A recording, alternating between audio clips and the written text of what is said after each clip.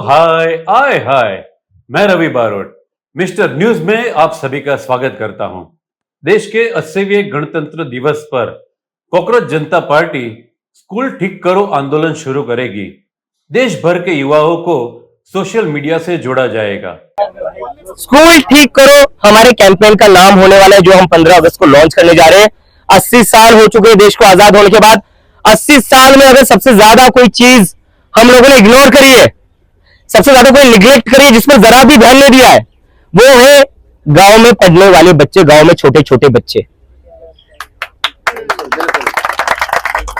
आपने आईआईटी बना दिए, आईआईएम्स बना दिए। अरे जो किसान का बच्चा है, जो मजदूर का बच्चा है, जब उसकी 10वीं तक की पढ़ाई अच्छी नहीं हो पाती है तो आईआईटी और आईएम्स में कैसे जाएगा, एम्स में कैसे जाएगा, आईएम में कैसे जाएगा? जब तक उसको अच्छी प्राइमरी एजुकेशन नहीं मिलेगी वो कैसे जाएगा? और जब उसके माता पिता महीने के बस 10,000 कमाते, उसमें से वो कैसे जाकर कॉलेज की डिग्री लेगा? तो इसलिए 15 अगस्त के बाद कॉकरोच जनता पार्टी का जो फोकस रहेगा वो इस देश के गांव में रहेगा, गांव में जो बच्चे हैं उन पर रहेगा। क्योंकि हम ऐसा मानते हैं कि इस देश का जो भविष्य है वो बस प्राइवेट स्कूल में पढ़ने वाले बच्चे नहीं है। जो गांव के स्कूलों में बच्चे पढ़ते हैं, जो बच्चे गांव में रहते हैं, वो इस देश का सही मायनों में भविष्य है। और ऐसे ही गांव से बच्चा पढ़कर आया था। चंडीगढ़ में बोल नहीं पा रहे बच्चों ने विरोध प्रदर्शन किया और डीईओ के ऑफिस के बाहर धरना प्रदर्शन किया। क्या हुआ? क्या हुआ? क्या हुआ? क्या हुआ? क्या?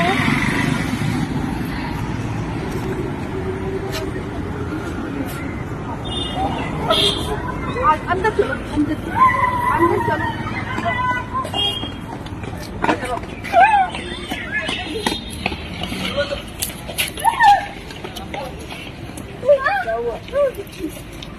एक मिनट, अंदर चलो ना, अंदर चलो, अंदर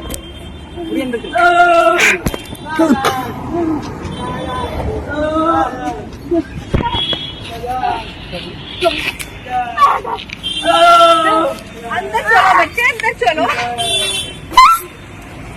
कोई बात नहीं, कोई बात नहीं। एक बात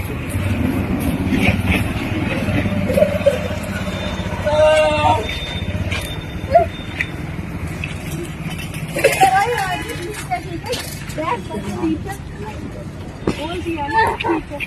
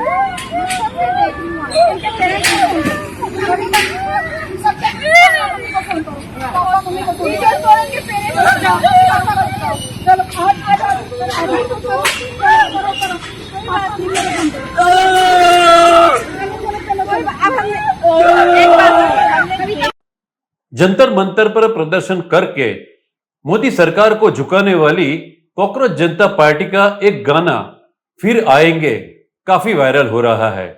आप भी सुनिए। फिर आएंगे, लाठी मारो, फिर आएंगे, पानी फेंको, फिर आएंगे, जेल में डालो, फिर आएंगे, हम कीड़े हैं, फिर आएंगे।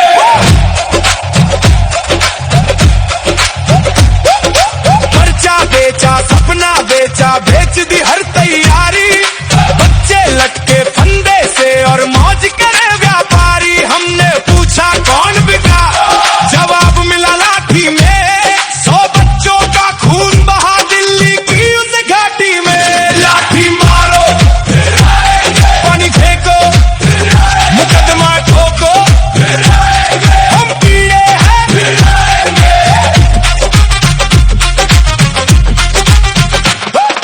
गोदी वाले कैमरे को खून नजर ना आया, बिरयानी किसने भेजी बस यही सवाल उठाया। चिक पब्लिक चिखे रात भर झूठ तक झूठ सुनाए, जो पूछे रोजगार की बात वो देशद्रोही कहलाए। सबसे ऊंची कुर्सी बोली हो तुम सारे, हमने बोला ठीक है साहब मंजूर है हमें ये नारे।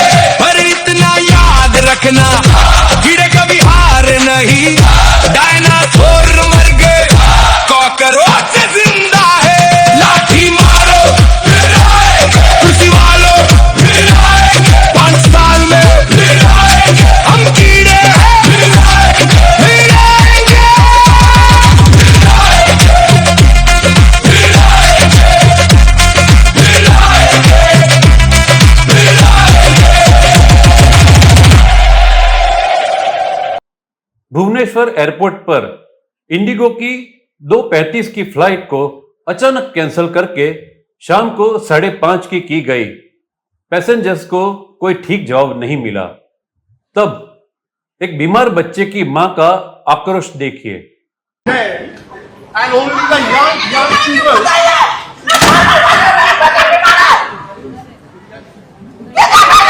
भाई वो तुम पहले वो उसका काम देखो ना, वो क्या कर रहा है, तुमको बता रहे हो क्या कर रहा है।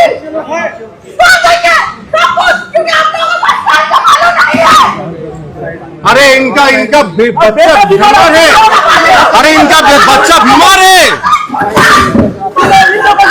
Relax relax relax ma'am, relax relax. Side हो जाइए, प्यार से नीचे उतारो। नहीं सर, एक बात सोचिए, ये लोग बोलता भी नहीं है, नॉट सेइंग। जब तक हमने कुछ बोला नहीं है ये लोग चुपचाप बैठा है। Manager What rubbish is this?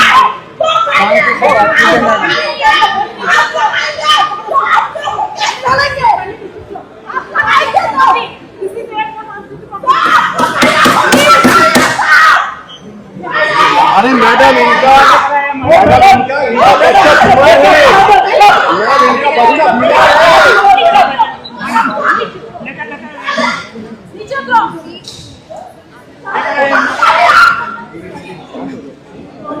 Just relax, just relax, relax.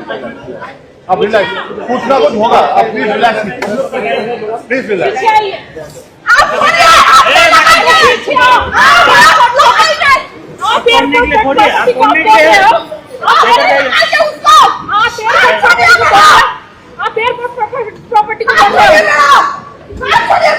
वहाँ दोबारा नहीं जाना, दोबारा नहीं जाना, दोबारा वहाँ नहीं जाना।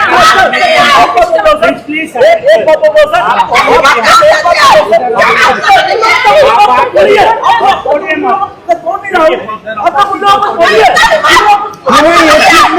Excuse me.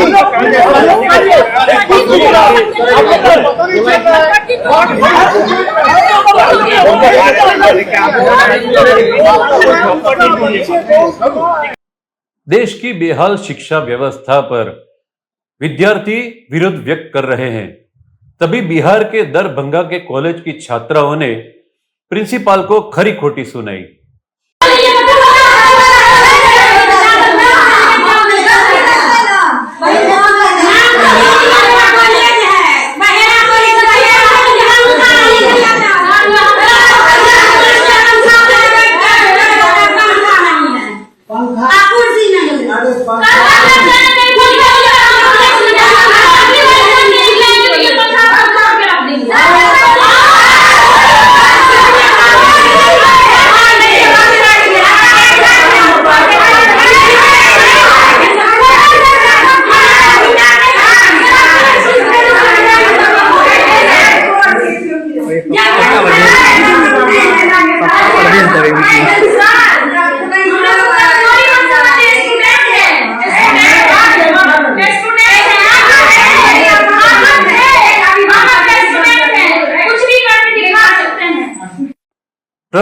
100 से ज्यादा बार बोल चुके हैं कि ऑपरेशन सिंदूर उन्होंने रुकवाया। अब पाकिस्तान के पीएम नवाज शरीफ ने छाती पीटने वाले नरेंद्र मोदी को बेइज्जत किया। इंशाअल्लाह ये ताल्लुकात मजीद फलते फूलते रहेंगे। यहां पर मैं अमेरिका के सदर डोनाल्ड ट्रंप का खुसूसी शुक्रिया अदा करना चाहता हूं, जिन्होंने गुज़िश्ता बरस पाकिस्तान और भारत के दरमियान बरवक्त जंगबंदी करवाकर लाखों मासूम जानों को हिलाकत खेजी से बचाने के लिए इंतहाई मौसर और तारीखी किरदार अदा किया। पाकिस्तान और अमेरिका के ताल्लुकात मुसलसल फरोग पा रहे हैं और हमें उम्मीद है कि मुस्तकबिल में ये मजीद मजबूत और तवाना होंगे। वाराणसी के ऑटोमोबाइल शोरूम में चोर ने 4 घंटे बिताए, लुंगी डांस गीत पर डांस किया और 4.25 लाख की बाइक को लेकर भाग गया। आखिर पुलिस ने उसे पकड़ लिया। कौन सा डांस है यार? मोबाइल पे गाना चला उसने। सर ये बिना नशा है?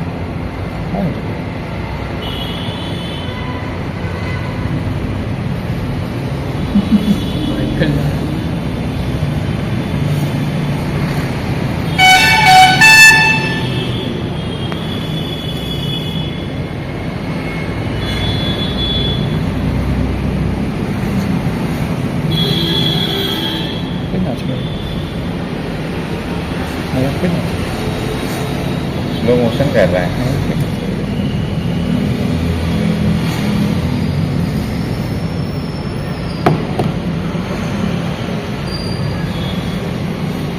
क्या पता है उसको दिखाना चाह रहा हो कि हम पागल है नशे में, पर गाड़ी के छोड़ दिया। कितने प्यार से वो गाड़ी निकालेगा, वो समझदार इंसान ही निकालता।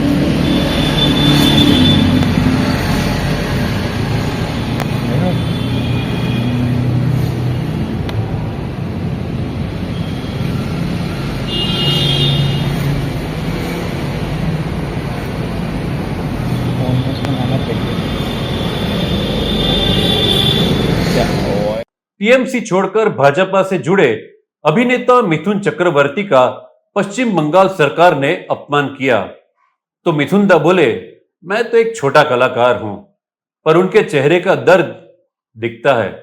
आज एक जो मीटिंग हुआ उसमें देखा गया कि बहुत आर्टिस्ट हैं जो विभिन्न राजनीतिक दल के समर्थक हैं, कोई विधायक रह चुके हैं, कोई सांसद रह चुके हैं, पर पहली बार ऐसा एक मीटिंग है जिसमें कोई भी राजनीतिक रंग नहीं देखा गया, सिर्फ आर्टिस्ट का परिचय में ही उनका मीटिंग हुआ। इसका पहले ऐसा कभी हुआ है क्या? अब हुआ तो नहीं सर, हमको भी बाद में निकाल दिया, हमको फिल्म फेस्टिवल में बुलाया नहीं। अब अभी मैं मॉस्को जा रहा हूँ, शायद बुलाएंगे, चिट्ठी आदान प्रदान कि ऑनर देके हमको बुला रहे फिल्म फेस्टिवल में मॉस्को, लेकिन यहाँ बंगाल में हमको नहीं बुलाया। मैं बहुत ही छोटा आर्टिस्ट हूँ इसलिए नहीं बुलाते, लेकिन बाहर से सभी बड़े बड़े लोगों को बुलाते हैं जिनको हमारे बंगाल से कुछ लेना देना ही नहीं। बोलिए, हम कोई डर। मोदी सरकार के पूर्व यूनियन मिनिस्टर, पूर्व होम सेक्रेटरी आर.के. सिंह ने नरेंद्र मोदी सरकार की पोल खोल दी है। उन्होंने बॉर्डर पर चीनी सरकार के दबदबे को उजागर किया है। नमस्कार साथियों, मेरा नाम आर.के. सिंह है। मैंने कल एक वीडियो पोस्ट किया था फेसबुक पर, ट्विटर पर, इंस्टाग्राम पर अपने सीमा सुरक्षा के संबंध में। तो कई जगह से ये मांग आई है कि मैं वही बात हिंदी में भी कहूं, तदनुसार मैं पुनः हिंदी में पोस्ट कर रहा हूं। साथियों, मैंने करीब 8 वर्षों तक रक्षा मंत्रालय में काम किया और 7 वर्षों तक गृह मंत्रालय में काम किया, अतः सीमा प्रबंधन संबंधी मामलों में मेरी जानकारी ठीक ठाक है। साथियों, मैंने एक न्यूज पढ़ा, समाचार पढ़ा टाइम्स ऑफ इंडिया में, जिससे चिंता होती है और पूरे देश को चिंता होना चाहिए। उस न्यूज आइटम में लिखा हुआ था कि हमारा एक पेट्रोलिंग पॉइंट है शेरा 5, जहां तक कि हमारे सेना के टुकड़ियां जाकर के पेट्रोलिंग करती थी। अब हमारी सेना की टुकड़ी वहां जाकर के पेट्रोलिंग बंद कर दी और चीन के सेना की टुकड़ी ने जाकर के वहां पर कब्जा जमा लिया है, हमारी संरचनाओं को तोड़ दिया है, टेलटेल साइंस को हटा दिया। ये चिंता की बात है। पेट्रोलिंग पॉइंट क्या होता है, इसकी पृष्ठभूमि क्या है और क्यों चिंता की बात है, मैं आपको बताता हूं। चीन में और हम में गंभीर सीमा विवाद है। हम लोगों के देश के बीच में सीमा तय हुआ था जिस समय की यहाँ पर अंग्रेजी शासन था। तो हमारी सरकार जो उस समय थी, तिब्बत और चीन की सरकार तीनों बैठ करके जो सीमा तय की उसका नाम है मैकमोहन लाइन। चीन की वर्तमान शासन उसको मानती नहीं। उसके बाद फिर लड़ाई हुई 1962 में। लड़ाई के बाद जो स्थिति उभरी उसमें वास्तविक नियंत्रण रेखा की बात आई। लड़ाई के बाद अमूमन यही होता है जब तक कि बाउंड्री सीमा पुनः तय नहीं हो जाए। वास्तविक नियंत्रण रेखा कहां है इसके बारे में हम लोगों ने चीन के साथ बैठकर वार्ता करने का प्रयास किया, लेकिन चीन इसमें सहमत नहीं। वास्तविक नियंत्रण रेखा भी तय करने के लिए वो तैयार नहीं है, क्योंकि उसकी नजर हमारे बहुत सारे क्षेत्र पर है जिसको कि हम कदापि मान नहीं सकते, कभी नहीं मान सकते। हमारे नजरिया के अनुसार से जो वास्तविक नियंत्रण रेखा है वहां तक अपना अधिकार जताने के लिए ये तरीका अंतर्राष्ट्रीय तरीका है। हम पेट्रोलिंग पार्टी भेजते हैं। पेट्रोलिंग पार्टी यानी कि हमारी सेना की टुकड़ियां हमारे हिसाब से जो वास्तविक नियंत्रण रेखा है उससे किसी बिंदु तक जाती है, महीना में एक बार 2 बार। जिस बिंदु तक जाती है उसको कहते हैं पेट्रोलिंग पॉइंट। अगर वहां पर हमारी पेट्रोलिंग पार्टी जाना बंद कर दे और चीन वहां आ जाए तो अर्थ यह हुआ कि उस सेक्टर में, उस क्षेत्र पर चीन ने अपना आधिपत्य जमा दिया है, जहां पर पहले मेरा क्लेम था और हमने अपना क्लेम छोड़ दिया है। इस पेट्रोलिंग पॉइंट पर यही हुआ। ये हुआ तब जबकि हमारी सेना और चीन के सेना के टुकड़ी के बीच में उस पेट्रोलिंग पॉइंट पर आमना सामना हुआ और उसके बाद से हमारी पेट्रोलिंग पार्टी वहां जाना बंद कर दी। मैं बता दूं आपको, इस प्रकार विभिन्न पेट्रोलिंग पॉइंट्स पर आमना सामना होते आया है। उसके लिए एक ड्रिल है, दोनों टुकड़ियां एक दूसरे को पोस्टर दिखाती है और उसके बाद वापस हो जाती है। ये कई स्थलों पर होता रहता है, लेकिन हम अपने पेट्रोलिंग को छोड़ते नहीं। जहां तक कि हमारा क्लेम है, जहां तक कि हमारे हिसाब से वास्तविक नियंत्रण रेखा है, हमारा क्लेम है, हमारा अधिकार जहां तक है, वहां उस अधिकार को बनाए रखने के लिए हम अपनी टुकड़ियां भेजते हैं। क्योंकि कभी न कभी जबकि बाउंड्री सेटलमेंट का क्वेश्चन आएगा तो यह आएगा कि हाँ साहब, तो कहां तक किसका पेट्रोलिंग पॉइंट है, ये कहां तक किसका अधिपत्य है, अधिकार क्षेत्र है, और उसको बनाए रखने के लिए ही ये पेट्रोलिंग होता है। सेना अपनी टुकड़ियां वास्तविक नियंत्रण रेखा तक भेजती है। वहां किसी पेट्रोलिंग पॉइंट को छोड़ने के पहले सरकार की अनुमति लेती है सेना, अपने तैयार नहीं छोड़ती है। सरकार के कहने पर ही या सरकार की अनुमति लेकर के ही छोड़ती है। तो सेरा 5 पर पेट्रोलिंग पॉइंट पर आमना सामना हुआ। ये आमना सामना कई जगहों पर पहले भी हुआ, हम लोगों ने पेट्रोलिंग नहीं छोड़ा कभी वहां तक। ये कहां से छोड़ दिया, किसके आदेश से छोड़ा? या तो रक्षा मंत्री का आदेश होगा या प्रधानमंत्री का आदेश होगा। उससे कम पर तो किसी के आदेश पर पेट्रोलिंग पॉइंट काटना नहीं है, छोड़ना नहीं है। तो ये सरकार बतावे कि किसने आदेश दिया इस पेट्रोलिंग पॉइंट को छोड़ने के लिए, अर्थात अपने उस क्षेत्र पर जो मेरा अधिकार है, देश का जो अधिकार है, उसको छोड़ने के लिए किसने आदेश दिया? रक्षा मंत्री ने दिया या रक्षा मंत्री के स्तर का ही सभी नहीं होता है तो प्रधानमंत्री का ही अनुमति होगा, तो प्रधानमंत्री बतावे। अब कितने ऐसे पेट्रोलिंग पॉइंट्स को उन्होंने छोड़ा, हम लोगों ने छोड़ दिया 2014 के बाद, ये भी बतावे। ये तो बहुत गंभीर विषय है। जहां जहां हम पेट्रोलिंग करना बंद करते हैं इसका मतलब कि हम वहां तक जो हमारा अधिकार है उसको हम छोड़ दे रहे हैं। चीन आके वहां काबिज हो जा रहा है। सरकार बार बार कहती है कि नहीं साहब, हमारे किसी भी क्षेत्र पर चीन का कब्जा नहीं है। ये क्या है भाई? अपना क्षेत्र कैसे बताते हैं? किस आधार पर अपना क्षेत्र बताते हैं? सीमा के आधार पर, मैकमोहन लाइन के आधार पर, या लाइन ऑफ एक्चुअल कंट्रोल के आधार पर? यही दोनों तो है आधार, तीसरा आधार तो है नहीं। सरकार को इन सब बिंदुओं का जवाब देना चाहिए, देना होगा।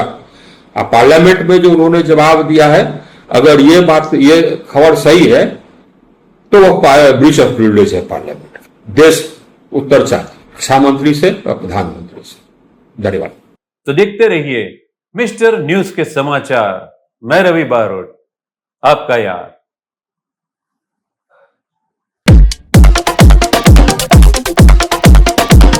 मिस्टर